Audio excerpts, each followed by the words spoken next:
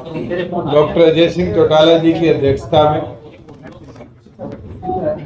Bridge Sharma ji प्रदेश अध्यक्ष के नेतृत्व में सभी 22 के 22 जिला अध्यक्षों और पार्टी के प्रकोष्ठों के प्रदेश अध्यक्ष और प्रदेश प्रभारियों की बैठक।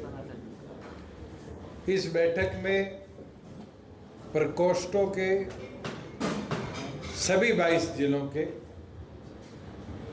जिला प्रधानों के नाम पे चर्चा भी हुई, नाम फाइनल भी हुए। आगामी 18 तारीख से लेकर 23 तारीख तक सभी जिला कार्यकारिणियां जो आज डिस्कस होकर फाइनल हुई है, जिला दर जिला जाकर जिला अध्यक्ष उनको घोषित करने का काम करेंगे। उसके साथ साथ 23 तारीख तक चौधरी देवीलाल जी के 72 स्टैच्यूज पूरे प्रदेश में है, जिसमें सबसे अधिक 15 से भी ज़्यादा सिरसा जिले में है, 8 हिसार जिले में है, 8 भिवाड़ी जिले में है।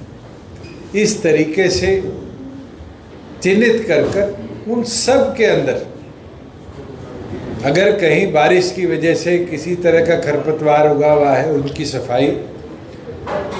कई जगह सीमेंट के स्टैच्यूज बने हुए थे, वहाँ डैमेज भी हुआ है, उनकी रिपेयर, रीपेंटिंग। और 25 तारीख को सुबह 9 बजे वहाँ पर प्रार्थना सभा पूरे प्रदेश भर में करने का निर्णय लिया गया।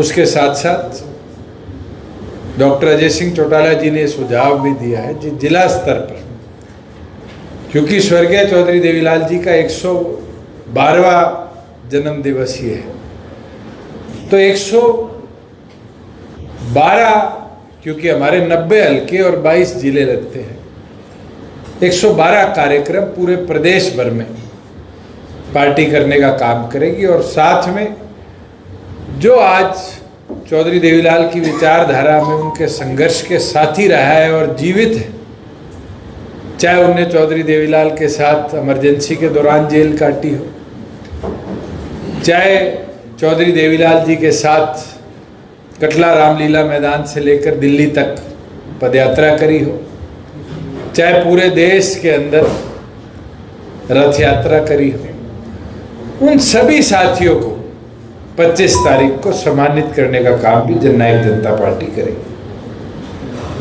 इसके साथ, क्योंकि कल एक बड़ा इम्पोर्टेंट फैसला सुप्रीम कोर्ट ने दिया है SIR पर, सभी जिला अध्यक्षों को आज आदेश दिए गए हैं कि वो तुरंत प्रभाव से अगले 5 दिनों के अंदर बूथ लेवल एजेंट पार्टी के बनाकर और डिस्ट्रिक्ट इलेक्शन कमीशन को सबमिट करने का काम करे कि SIR का जब हरियाणा में प्रोसेस शुरू हो तो जो सरकार के BLO होते हैं उनके कार्य की मॉनिटरिंग के लिए जननायक जनता पार्टी का बूथ लेवल एजेंट भी पूरी तौर पर उस अभियान में उसका साथ भी दे, और साथ देने के साथ साथ कोई अनियमितता ना हो। जैसे बिहार में 60 लाख वोट काटे गए, इस तरह हरियाणा के नागरिकों के वोटों की चोरी ना हो, इसके ऊपर भी मॉनिटरिंग को और अच्छे तरीके से करने का काम करें। इसके साथ साथ हमारी जो हल्का कार्यकारिणियां हैं उसके विस्तार पर भी चर्चा हुई है, और जैसे जैसे जिला कार्यकारिणियां अनाउंस हो उसके साथ साथ हल्का कार्यकारिणियां भी हल्का प्रधानों की अध्यक्षता में जिला अध्यक्ष जाकर घोषित करने का काम करेंगे। एक महत्वपूर्ण विषय जो आज चर्चा में भी आया है कि पार्टी का स्थापना दिवस 9 तारीख को दिसंबर के महीने में बहुत बड़े लेवल पर बनाया जाएगा। उससे पहले आगामी 28 तारीख से लेकर 22 दिनों के कार्यक्रम में, जिसमें दशहरा दिवाली के त्यौहार भी आएंगे, उन दिनों को छोड़ते हुए अक्टूबर माह पर प्रदेश के प्रत्येक कोने को डॉक्टर अजय सिंह चौटाला जी स्वयं जाकर छूने का काम करेंगे ब्रिज शर्मा जी की अध्यक्षता में, और पार्टी के स्थापना दिवस की ऐतिहासिक तैयारियों का जायजा भी लेने का काम करेंगे। मैं तो आपको इतना बोल सकता हूं कि सदस्यता अभियान के अंदर पार्टी के साथियों को 5 लाख सदस्य पार्टी के साथ जोड़ने का एक टारगेट देने का काम डॉक्टर अजय सिंह चौटाला जी ने दिया था, और मुझे खुशी है कि इस अभियान में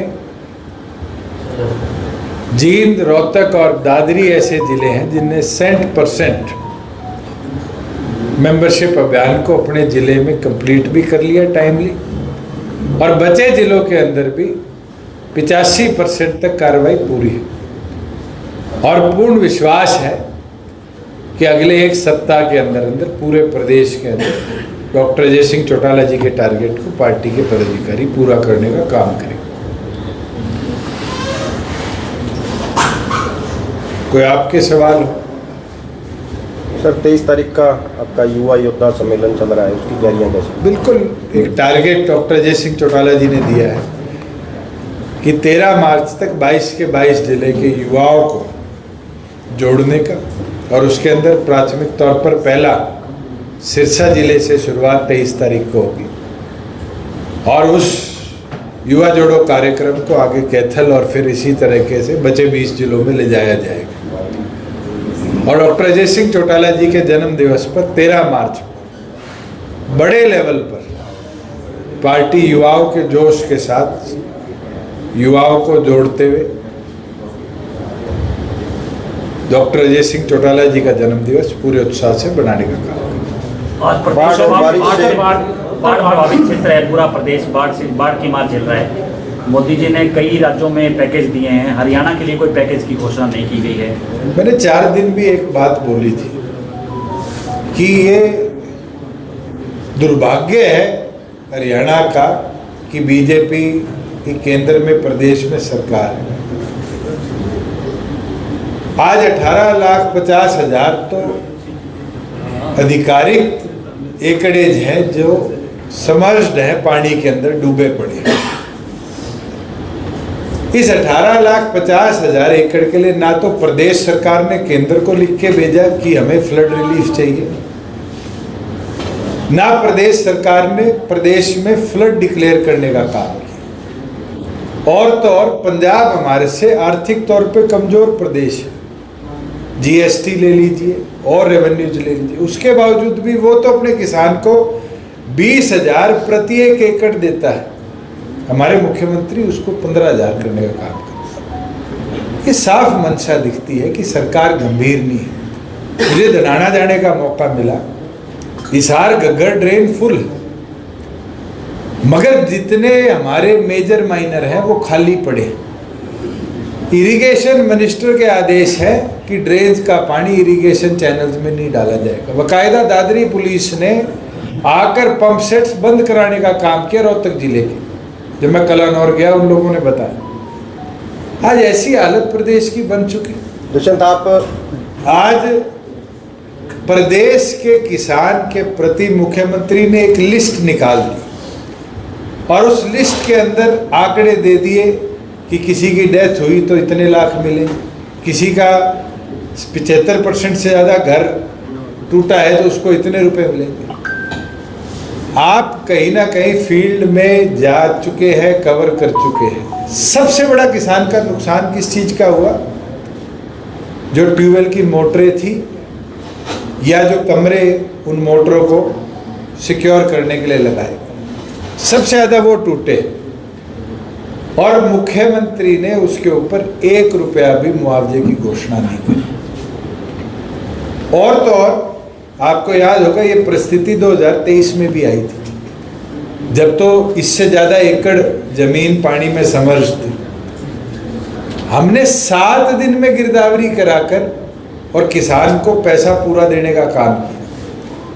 मुख्यमंत्री ने तो गिरदावरी कल से शुरू करवाई है, 15 तारीख से, और 30 तारीख तक गिरदावरी होगी। और 30 तारीख के बाद मुआवजे की डीसी वेरिफिकेशन कर रिपोर्ट भेजेंगे। तो 1 महीने किसान को इंतजार करना पड़ेगा। हमने तो उस समय कौशल रोजगार से क्षतिपूर्ति सहायक तुरंत उठाए, 7 दिन में वेरिफिकेशन कराई, और 7 दिन में जिसकी वेरिफिकेशन नहीं हुई, अगर उसके 100% नुकसान था तो भी 7,000 रुपया प्रति एकड़ उसके किसान के खाते में भेजा, जो उसकी खाद बीज के नुकसान की भरपाई की। मैं तो ये मांग करता हूँ मुख्यमंत्री से कि अगर आपको गाइड करने वाले लोग सही नहीं हैं तो आप 2023 की पॉलिसी उठाकर किसान के ट्यूबवेल को जो नुकसान हुआ है उसकी भरपाई करें, और 7 दिन के अंदर किसान को एटलीस्ट आधा मुआवजा खाते में डीबीटी करके देने का काम करें। कम से कम आप कितना मुआवजा चाह रहे हैं? अरे पंजाब से तो 1 रुपया फालतू दे दो। आज हम आर्थिक तौर पर कमजोर प्रदेश नहीं, मुख्यमंत्री की स्टेटमेंट है, खजाने में पैसा पड़ा है।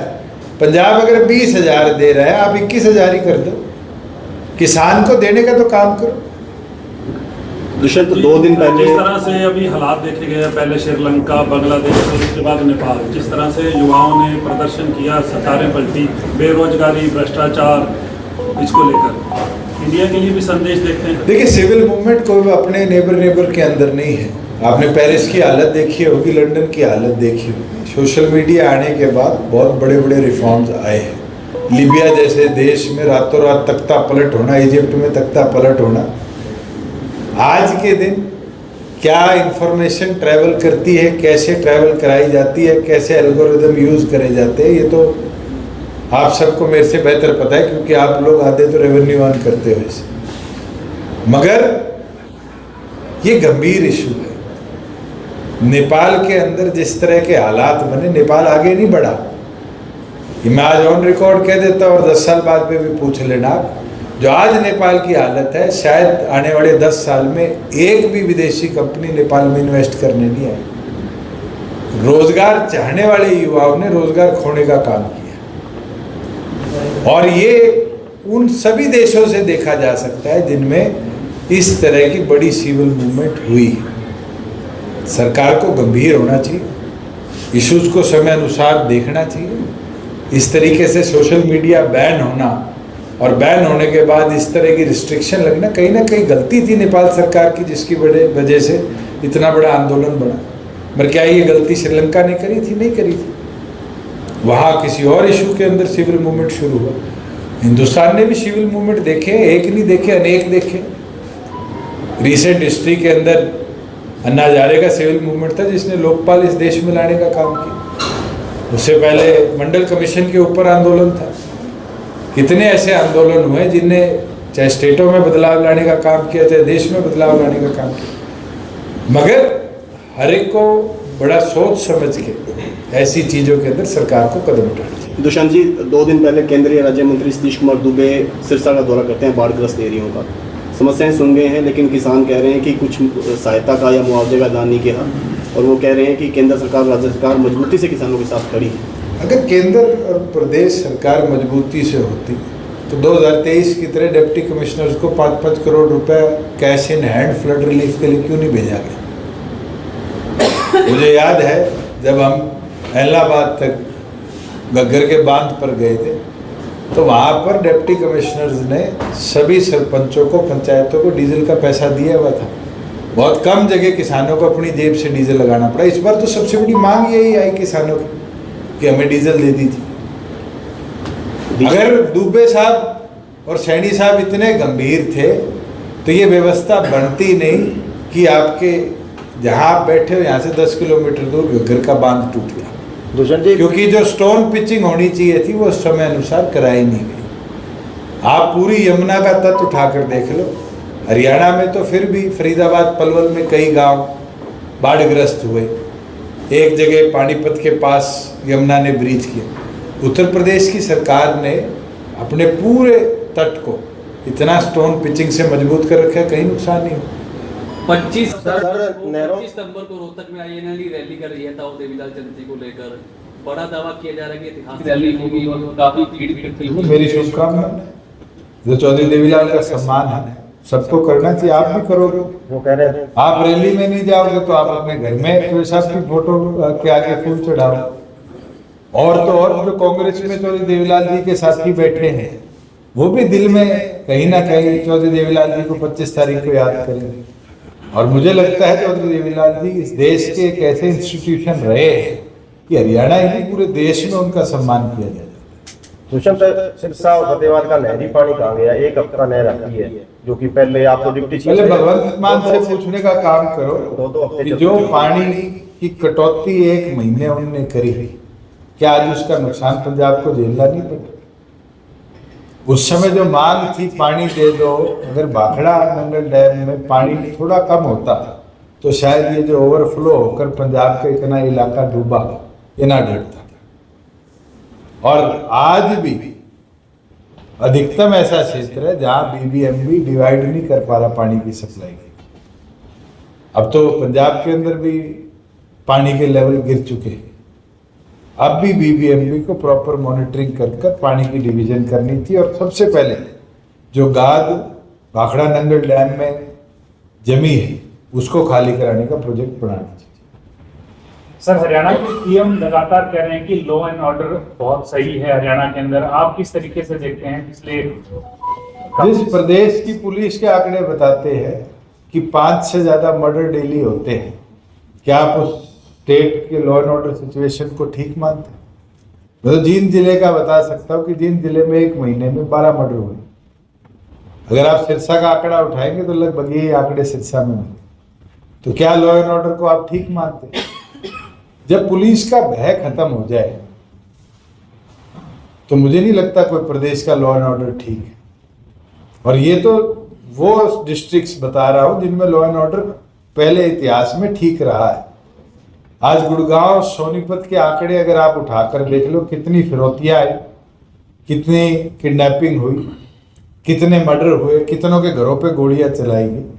तो मुझे लगता है जो हालात हम पिछले 1 वर्ष में पंजाब की देख रहे थे उससे बदहाल हालत आज हरियाणा। सर, सरकार लगातार मैराथन पे मैराथन कर रही है नशे को लेकर, सिरसा में, डावाली में, सिरसा में, लेकिन नशे से मौतें हैं वो अभी भी हो रही है। अभी 2 दिन पहले रानिया में मौत हुई। देखो ये एक ऐसा टॉपिक है, मैराथन करे नहीं रुकेगा, योजना बनाए नहीं रुकेगा। अगर हम सोसाइटी एक होकर इसके खिलाफ लड़ना शुरू करेंगे तभी जाकर इस व्यवस्था को हम रोक पाएंगे। और सरकार विफल रही है कि सोशल इंस्टीट्यूशंस को इन्वॉल्व नहीं कर पाई इन सारी प्रक्रिया के अंदर। अगर सरकार सोशल इंस्टीट्यूशंस को लेकर चले और खास तौर पर जितने प्राइवेट स्कूल्स आज आ चुके हैं हमारे यहाँ, उनके बच्चों के अंदर जागरूकता नहीं फैलाएगी, आने वाले समय में ये चीज बद से बदहाल है। हमारे रहते आप बेरोजगार क्यों हैं? सरकारी नौकरी की सबसे अच्छी तैयारी, सबसे अच्छे अध्यापक, सबसे कम फीस, हरियाणा का नंबर 1 कोचिंग सेंटर ICS